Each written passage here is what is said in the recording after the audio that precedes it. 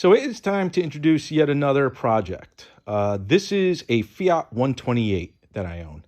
I've actually had it for a couple of years now, just sitting in my shop collecting dust. This is a 1975 model, or it was manufactured in 75. Not 100% sure what it was titled as. I can't remember if it's a 75 or a 76. These are kind of hard to come by in the U.S. I know in other countries they're more plentiful, like in Europe and Turkey and stuff like that, but not in the United States. In the United States, these were just not horribly popular back in the 70s. And then if they did get here, they didn't survive very well between the winters and the maintenance and people actually paying attention to their timing belts and maintaining them. They just didn't seem to survive. So you rarely see anything like this. Even if you go to a Fiat specific or an Italian specific car show, you're typically not seeing a 128. You know, in the US, from the Fiat scene, you see, the 124 Spiders and the X19s, but the sedans in any kind of form are just, not that plentiful anymore. What I like about this one is it is a two-door. This was the second one I bought. I bought a 78 Rally, which was a two-door, but that car was kind of rough, had a bunch of surface rust on it, and just, it sat, and it basically had to be stripped to the shell to be restored. And then I came across this one, and I decided to keep this one because it is the slightly older body style, in that it has the markers up on the fenders there, and it has the smaller taillights, whereas the 78 had the bigger style taillights.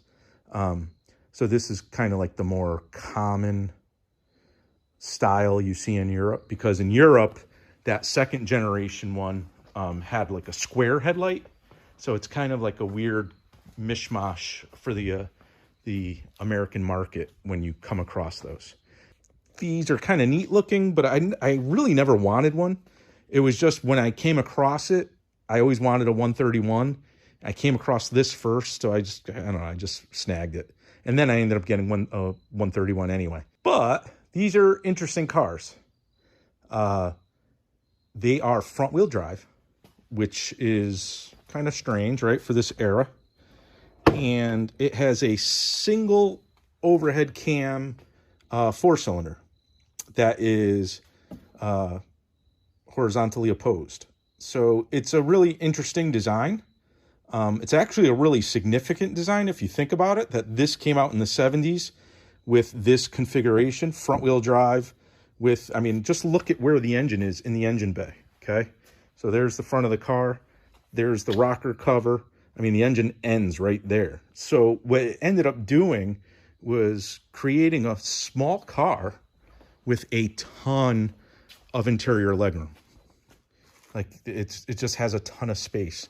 So these were like a very significant car in the development of basically, commuters, economy cars, because it was kind of like the prototype for what was going to become normal: front-wheel drive, horizontally opposed four cylinders, in kind of like these econo boxes.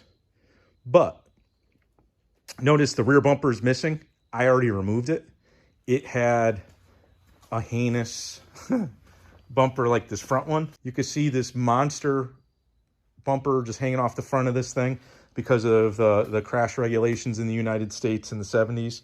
So I will remove the front bumper. The European ones, especially the Rallies, had these really nice chrome, tight-fitting bumpers. So I may actually look to retrofit this with the European bumpers.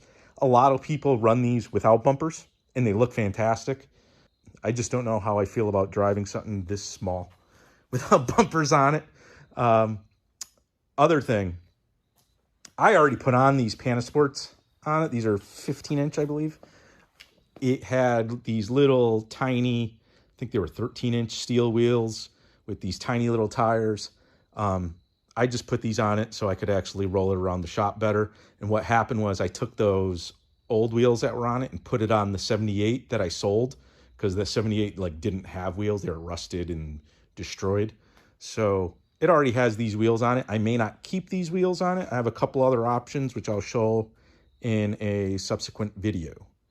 But here it is. So 128, some door damage here because, I'll show you why, which is really common on these old Fiats. The little strap that basically is supposed to limit the throw of the door breaks on these, and then the doors swing all the way and make contact with the front fender. But it is a manual. It's a 4-speed, I believe. Really utilitarian dash. You can see like the radio that's way over there. These old Fiats, I think they kind of like forgot to put radios in them for the United States, so they came up with really lazy retrofit type packages for them. The seats have seen some better days, but they're really comfy and cushy. But the door panels and everything look good. You can see the exhaust. The exhaust is not happy. It's hanging. As I mentioned, I removed the rear bumper already. The paint on it is weird in that it's kind of chalky. It's kind of all chalky, but it's there. I think the deck lid was repainted, and that's why it's like kind of brighter. But I'm going to try to salvage this paint, maybe try to buff it, see what it looks like. Car has a bunch of, it has surface rust and wear on it and things like that. I may try just to preserve it initially. The other thing to note is in Europe, there was a kind of like a high performance model of this known as the 128 Rally. So the Rally had the 1.3 liter, which this has a 1.3 liter. Normally, the base model in Europe had a 1.1 liter, an 1100. But I think for the American market, they kind of went with the 1.3s. But the Rally had a better like downpipe with like a dual outlet. I think it had a hotter cam and possibly a different carburetor. A couple other interesting tidbits about these. Enzo Ferrari actually drove one as his daily, and they advertised this fact. This is Enzo Ferrari, the Ferrari who makes some of the fastest and most expensive cars in the world. Of course, for his own personal use, Mr. Ferrari drives something a bit more practical. He drives a Fiat 128. When it comes to cars, you can't fool a Ferrari.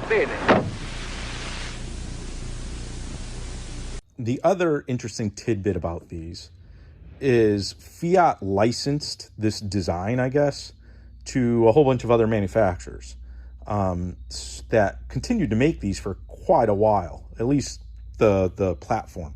So, Yugo, the old Yugos that used to be available in the US, if you pop the hood on a Yugo, that's what you're going to see. But there was other names that they were manufactured under for quite some time. So, which made these kind of plentiful, usually in a 4-door variant, kind of plentiful in Eastern Europe, in the Middle East, in South America, under different names.